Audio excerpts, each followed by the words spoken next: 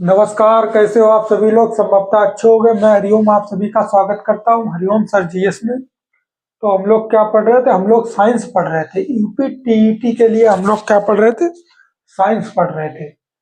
आज उसी क्रम में हम क्लास को आगे बढ़ाएंगे और लगभग आज ये मानिए कि जो चैप्टर चल रहा है इसमें लाइट, उसकी ये लास्ट क्लास होगी। लाइट चैप्टर की ये लास्ट क्लास होगी। चलिए आइए स्टार्ट करते हैं। जिन लोगों ने भाई चैनल को सब्सक्राइब नहीं किया, चैनल को जरूर सब्सक्राइब कर लें। चलिए हेडिंग डालते हैं, गोलीय दर्पण। हम लोग क्या पढ़ेंगे, गोलीय दर्पण।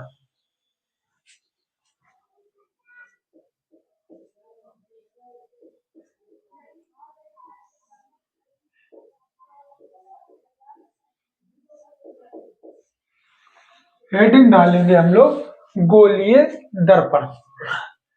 गोलीय दर्पण क्या होता है, आइए देखते हैं।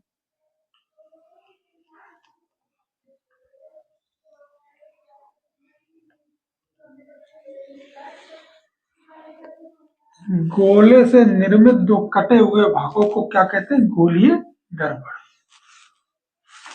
गोले से निर्मित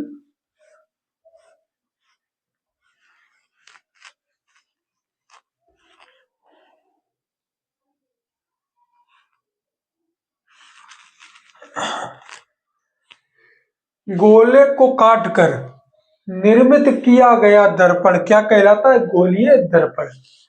गोले को काटकर, गोले को काटकर निर्मित किया गया दर्पण क्या कहलाता है, गोलीय दर्पण। ये क्या है, इसका केंद्र। इसे किससे प्रदर्शित करेंगे, सी से। और ये क्या है, इसका बिंदु या पोल या ध्रुव। इसे किससे प्रदर्शित करें, पी से। और केंद्र और पी के बीच में, यानी केंद्र और ध्रुव के बीच में क्या होता है, फोकस बिंदु। फोकस बिंदु, फोकस बिंदु को किससे प्रदर्शित करेंगे, एफ से।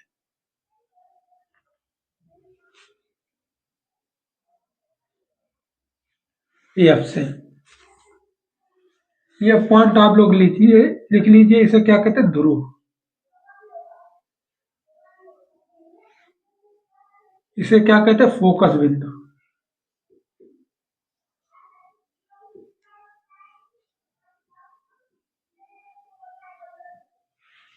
इसे क्या कहते हैं, वक्रता त्रिज्या।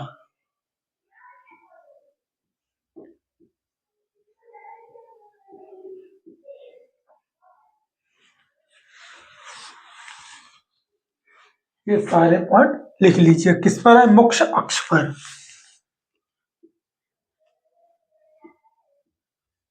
मुख्य अक्ष, मुख्य अक्ष।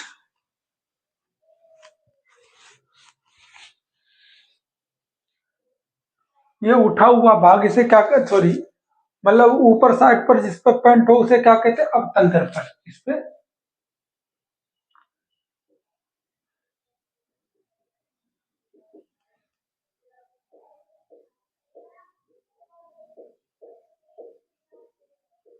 उठे हुए भाग पर जिस पर पेंट हो उसे क्या कहते हैं, अवतल दर्पण। और जिसमें अंदर के साइड पर पेंट हो उसे क्या कहते हैं, उत्तल दर्पण।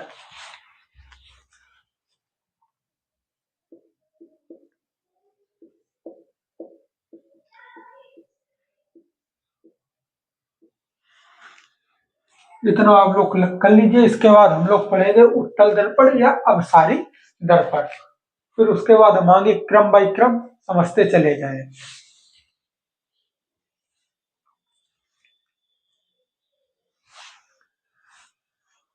लिख लिया होगा। इसके बाद आगे चलते हो, हेडिंग डालेंगे उत्तल दर्पण। गोलीय दर्पण में हम लोग क्या पढ़ेंगे, उत्तल दर्पण। हेडिंग डालेंगे उत्तल दर्पण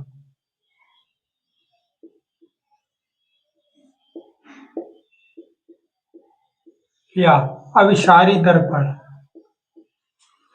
उत्तल दर्पण या अभिसारी दर्पण या डाइवर्जिंग मिरर। डाइवर्जिंग इसके इंग्लिश नाम से आपको समझ में आया होगा कि ये क्या करती है, किरणों को फैलाती है। उत्तल दर्पण को अपसारी दर्पण कहते हैं क्योंकि इस पर पड़ने वाली किरणें क्या होती है, फैलाने का कार्य करती है। हम पॉइंट लिखेंगे, उत्तल दर्पण को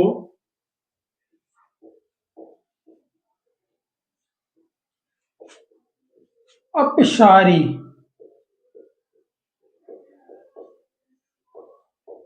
दर्पण कहते हैं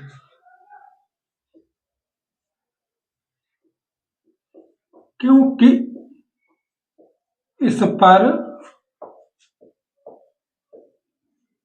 पड़ने वाली किरणें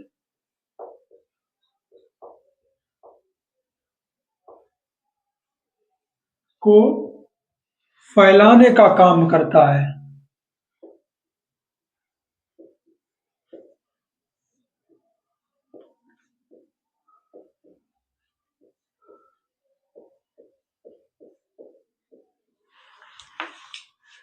उत्तर दर्पण को क्या कहेंगे, उत्तर दर्पण को अपसारी दर्पण कहेंगे क्योंकि इस पर पड़ने वाली किरणें क्या करती है, फैलाने का कार्य करती हैं या फैलने का कार्य करती हैं।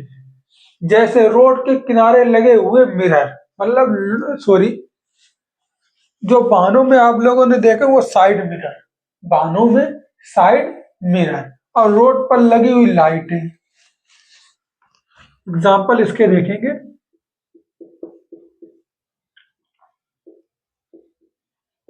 वाहनों में लगे हुए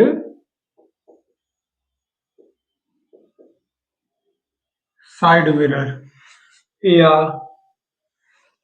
रोड के किनारे लगी हुई लाइटें।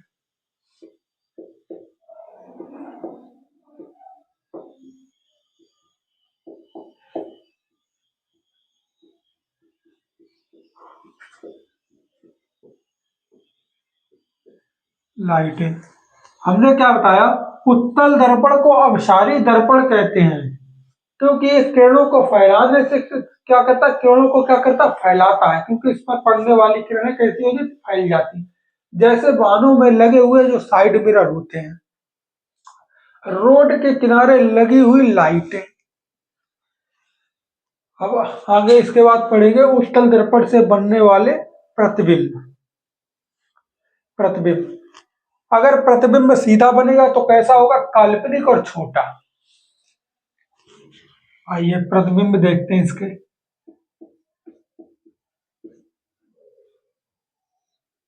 प्रतिबिंब, अगर प्रतिबिंब कैसा बनेगा, प्रतिबिंब सीधा,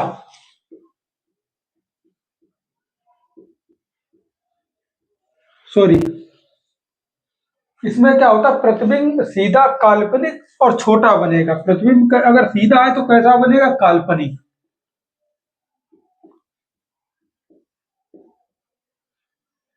काल्पनिक है तो कैसा होगा, छोटा। इसमें जो प्रतिबिंब बनता है वो कैसा बनता है, सीधा, काल्पनिक और छोटा। प्रतिबिंब कैसा बनता है, सीधा, काल्पनिक और छोटा। इसके बाद हम लोग हेडिंग डालेंगे अवतल दर्पण। हेडिंग डालेंगे अवतल दर्पण कन्वर्जिंग मिरर। इसके बाद हम लोग क्या पढ़ेंगे, कन्वर्जिंग मिरर। हेडिंग डालेंगे, लिख लीजिए आप लोग। इसके बाद आगे चलते,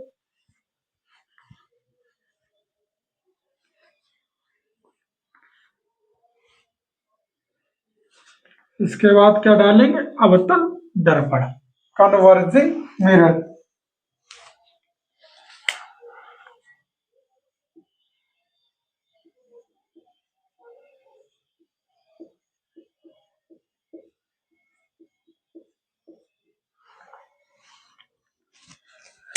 क्या पढ़ेंगे, अवतल दर्पण या अभिसारी दर्पण कन्वर्जिंग मिरर।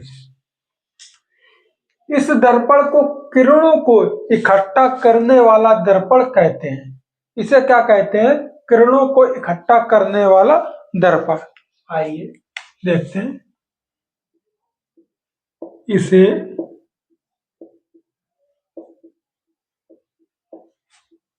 किरणों को इकट्ठा करने वाला दर्पण कहते हैं।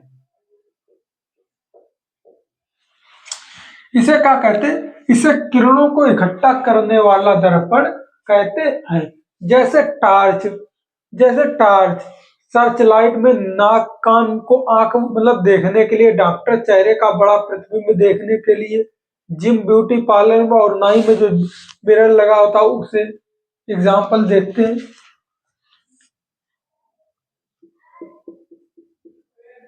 जैसे टार्च, कामा, नाई या जिम में लगा हुआ मिरर। आप लोग जब भी जिम से आते हैं तो आपको जिम में क्या दिखता? सॉरी, आप लोग जब जिम में होते हैं तो आप अपने मतलब थोड़े इस तरीके से डंबल आपने किए, फिर आप ऐसे देखते हो तो उसमें क्या दिखाई देता कि कुछ बड़ा ही है, कुछ बड़ा। और आप उसमें थोड़े मतलब गोरे दिखाई देते हो और अच्छे दिखाई देते हो, थोड़े हेल्दी दिखाई देते हो। लेकिन जब आप घर पर आते हो और अपने शीशे में देखते तो बस उसी तरीके से एकदम झुर्री सी मतलब चेहरा लिए घूम रहे आप, मतलब इस तरीके से दिखाई देते हो। तो उसमें भाई इसी मिरर का कमाल होता है। इसके बाद पढ़ेंगे अवतल दर्पण के प्रतिबिंब के विशेषताएं। अवतल दर्पण की प्रतिबिंब की विशेषताएं। अवतल दर्पण पर प्रतिबिंब कैसा बनेगा? सीधा, सॉरी, प्रतिबिंब उल्टा व वास्तविक बनेगा। अवतल दर्पण पर प्रतिबिंब इस पे उल्टा व वास्तविक बनेगा।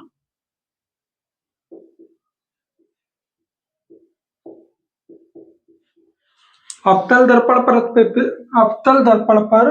प्रतिबिंब कैसा बनेगा? उल्टा व वास्तविक।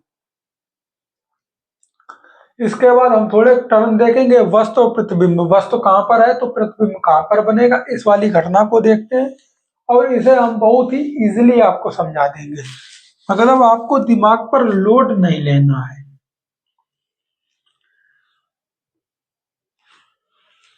दिमाग पर क्या नहीं लेना? लोड नहीं लेना है। इसे क्या कहेंगे? P, इसे क्या कहेंगे? C, और इसे F।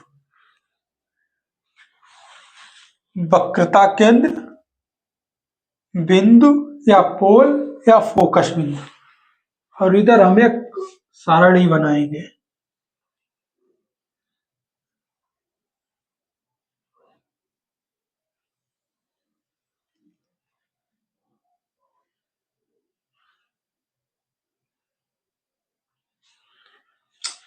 क्या बनाएंगे? सारणी। इसमें क्या लिखेंगे हम? अनंत। इसमें हम वक्रता केंद्र और इसमें हम फोकस बिंदु। अब इसे हम उल्टा कर देंगे। फोकस बिंदु, केंद्र और अनंत। और ये क्या है? वस्तु, सॉरी, ये क्या है? वस्तु। और ये क्या है? प्रतिबिंब।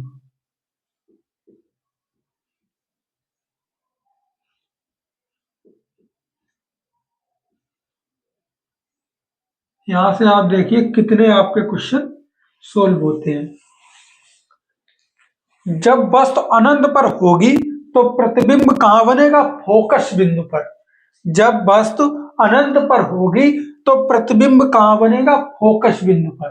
जब वस्तु केंद्र पर होगी तो प्रतिबिंब कहां बनेगा? वक्रता केंद्र पर। और जब प्रतिबिंब जब वस्तु कहां पर होगी? फोकस बिंदु पर। जब वस्तु फोकस बिंदु पर होगी तो जो प्रतिबिंब बनेगा वो बनेगा अनंत पर। जब वस्तु फोकस बिंदु पर होगी प्रतिबिंब कहां बनेगा? अनंत पर। इधर देखिए, जब वस्तु अनंत और वक्रता केंद्र के मध्य होगी तो प्रतिबिंब फोकस बिंदु और वक्रता केंद्र के मध्य बनेगा। जब वस्तु जब वस्तु अनंत और वक्रता केंद्र के बीच में होगी तो तो प्रतिबिंब कहां बनेगा? फोकस और वक्रता केंद्र के मध्य। एक बार और समझ लीजिए, जब वस्तु अनंत पर होगी तो प्रतिबिंब कहां बनेगा? फोकस बिंदु पर। जब वस्तु अनंत पर होगी तो प्रतिबिंब कहां बनेगा? फोकस बिंदु पर। और जब जब वस्तु वक्रता केंद्र पर होगी या केंद्र पर होगी तो प्रतिबिंब कहां बनेगा? केंद्र पर। और अगर वस्तु फोकस बिंदु पर है तो प्रतिबिंब कहां बनेगा? अनंत पर बनेगा। और वही अनंत और अनंत और वक्रता केंद्र के मध्य अगर वस्तु है तो प्रतिबिंब कहां बनेगा? फोकस और केंद्र के मध्य। ये बात आपको समझ में आई होगी, आप लोग लिख लीजिए। इसके बाद हम थोड़ा आगे चलते हैं। मैं कैमरा देख लूं तब तक।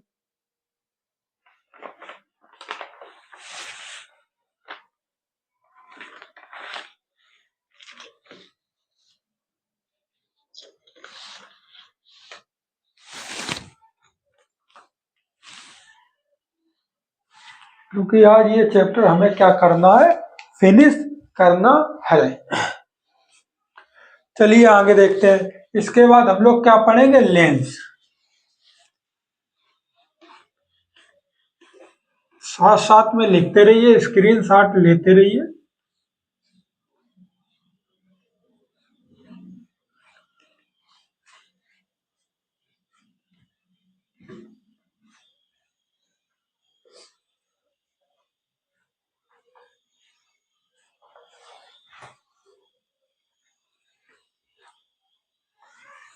इसके बाद हम लोग पढ़ेंगे लेंस। हेडिंग डालते हैं लेंस।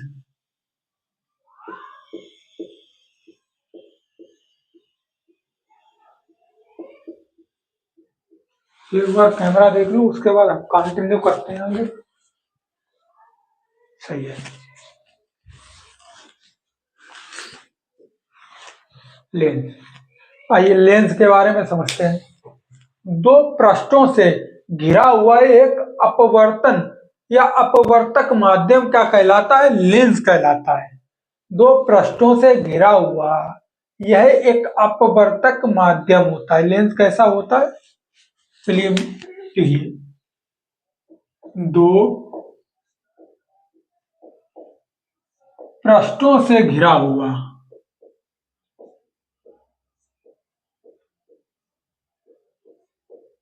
अपवर्तक माध्यम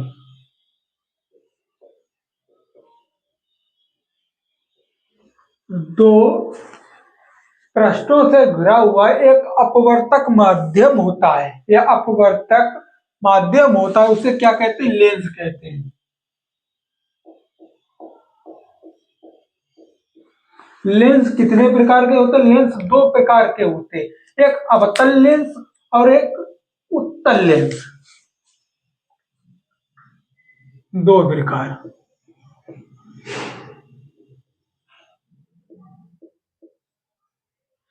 प्रकार, एक उत्तल लेंस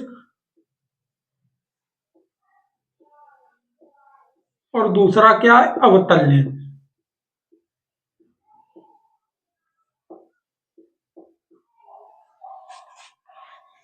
उत्तल लेंस और अवतल लेंस कॉन्वेक्स मिरर या कॉन्वेक्स लेंस और कॉनकैव लेंस।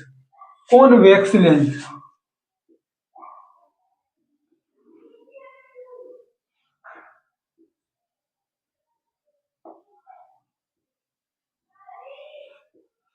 कॉन्वेक्स लेंस और कॉनकैव लेंस।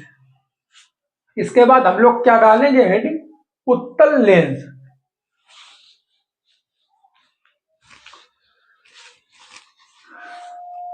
इसके बाद हम लोग हेडिंग क्या डालेंगे? उत्तल लेंस। चलिए इसमें देखते हैं, ये कैसा लेंस होता है? ये अभिसारी लेंस होता है, इस तरीके से।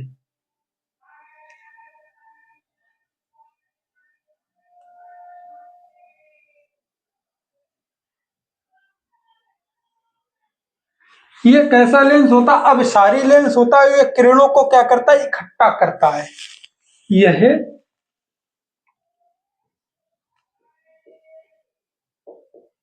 अभिसारी लेंस होता है। कैसा होता है? अभिसारी लेंस होता है। और यह किरणों को इकट्ठा करता है या एकत्रित करता है।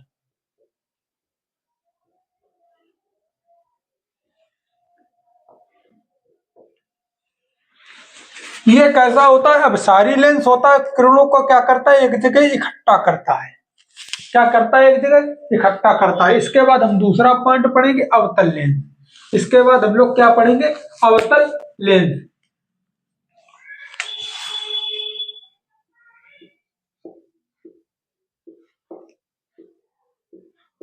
कॉनकैव मिरर,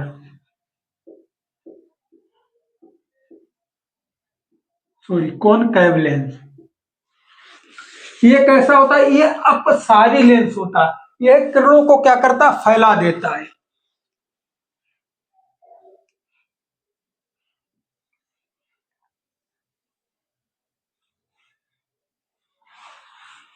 लिखिए, यह अपसारी लेंस होता है।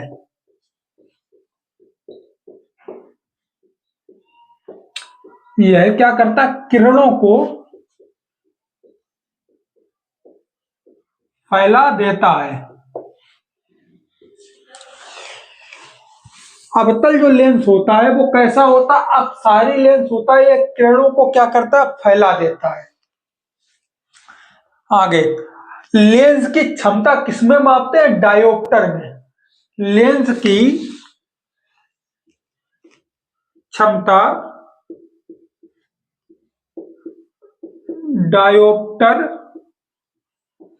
में मापते हैं।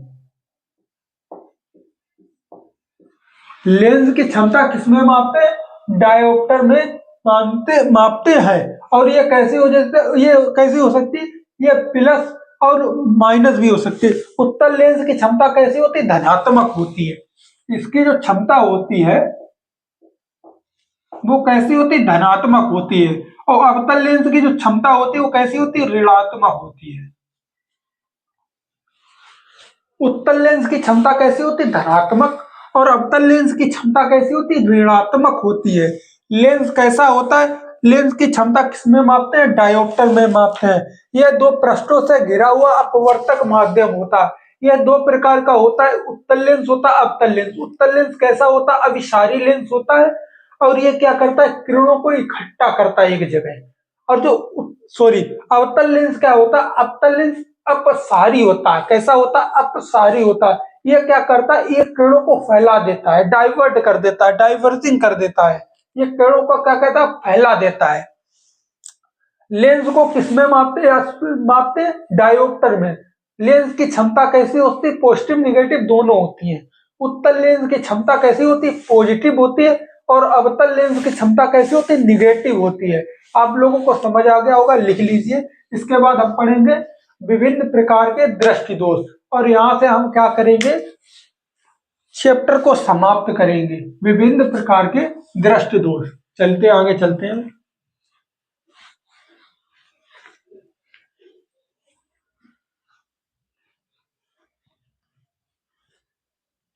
अगली हेडिंग डालेंगे हम, विभिन्न प्रकार के दोषों या दृष्टि दोष।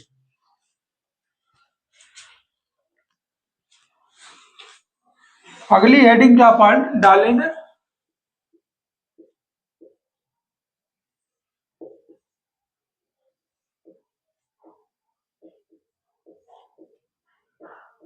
दृष्टि दोष।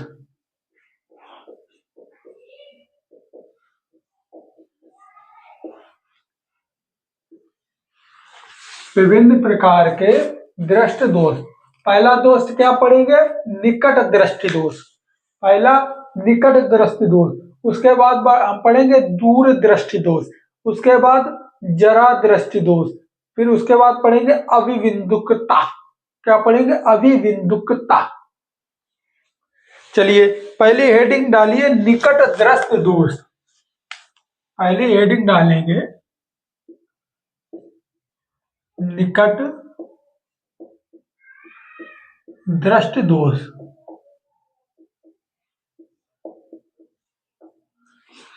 इसमें क्या होता है, इसमें पास की वस्तु हमें कैसे दिखाई देती? स्पष्ट दिखाई देती है। निकट दृष्ट दोष में क्या होता है? निकट दृष्ट दोष में हमें पास की वस्तु स्पष्ट दिखाई देती है और दूर की जो वस्तु होती है वह हमें अस्पष्ट दिखाई देती है। और इसके लिए हम क्या करते हैं? अवतल लेंस का प्रयोग करते हैं। चलिए देखते हैं। इसमें हमें निकट वस्तु स्पष्ट और दूर अस्पष्ट, प्रयोग अवतल लेंस।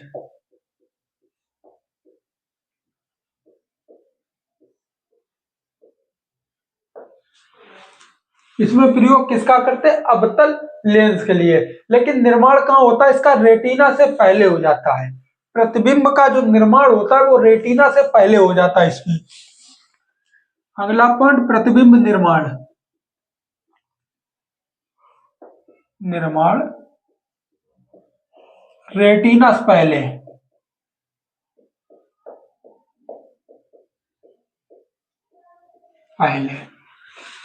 आइए दूसरा पॉइंट। दूसरा हम पढ़ेंगे दूर दृष्ट दोष। इसमें क्या होती? दूर की वस्तु स्पष्ट होती, पास की वस्तु अस्पष्ट होती। उत्तल लेंस का प्रयोग करते, प्रतिबिंब का निर्माण रेटिना के द्वारा बनता है। प्रतिबिंब का निर्माण रेटिना पर चलिए आइए देखते हैं दूर दृष्टि दोष।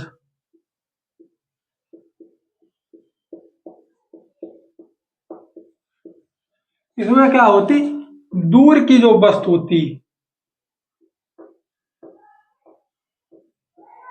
वो कैसी होती? स्पष्ट। और जो पास की वस्तु होती है वो कैसी होती? अस्पष्ट होती है।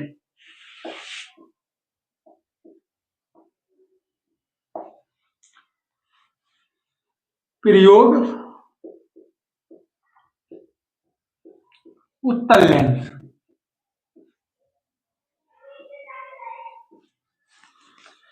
इसके बाद हम पढ़ेंगे जरा दृष्टि दोष। जरा दृष्टि दोष समझ लीजिए। जरा दृष्टि दोष में ना तो हमें पास की वस्तु स्पष्ट दिखाई देती, ना ही दूर की वस्तु स्पष्ट दिखाई देती। इसमें क्या करते हैं? द्विफोक्सी लेंस का यूज करते हैं। उत्तर और उत्तर दोनों मिले होते हैं उसमें। तीसरी हेडिंग डालेंगे जरा दृष्टि दोष।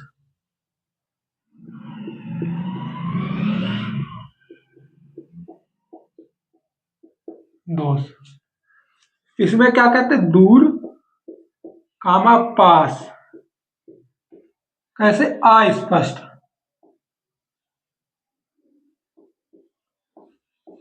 दूर पास की वस्तु कैसी दिखाई देती? अस्पष्ट दिखाई देती है। और इसमें हम क्या करते हैं? द्विफोक्सी लेंस। द्विफोक्सी लेंस हम इसमें किसका उपयोग करते हैं? द्विफोक्सी लेंस का उपयोग करते हैं। इसमें क्या होती है? हमें दूर और पास की दोनों वस्तु अस्पष्ट दिखाई देती है। उसके बाद हम हेडिंग डालेंगे अविन्दुकता। अगली हेडिंग क्या पड़ेगी? चौथे नंबर पर अविन्दुकता।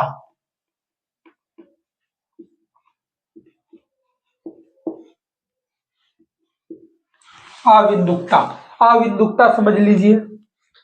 इसमें लंबवत लेंस स्पष्ट और क्षैतिज लेंस क्या होता? अस्पष्ट दिखाई देता है।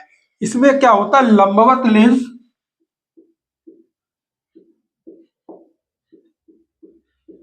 स्पष्ट और क्षैतिज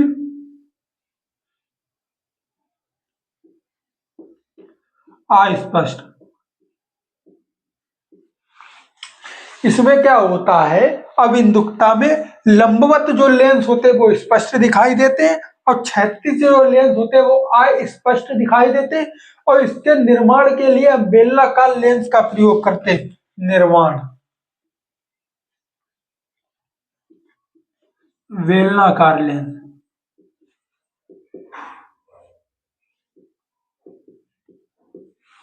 इसके निर्माण के लिए हम किसका प्रयोग करते हैं? बेलनाकार लेंस के लिए। आप लोगों को समझ आ गया होगा, आप लोग इसका लिख लीजिए। बस ये चैप्टर यहीं से क्या होता है, फिनिश होता है। इसके बाद हम दूसरा चैप्टर कल से स्टार्ट करेंगे। चलिए आप लोगों को 4 लाइन सुनाते हैं बढ़िया सी, तब तक आप लिखते रहिए साथ में। दुनिया में धोखा, दुनिया में धोखा आम बात है। दुनिया में धोखा आम बात है, सूरज को ही देख लो। आता है किरण के साथ, रहता है रोशनी के साथ और जाता है संध्या के साथ।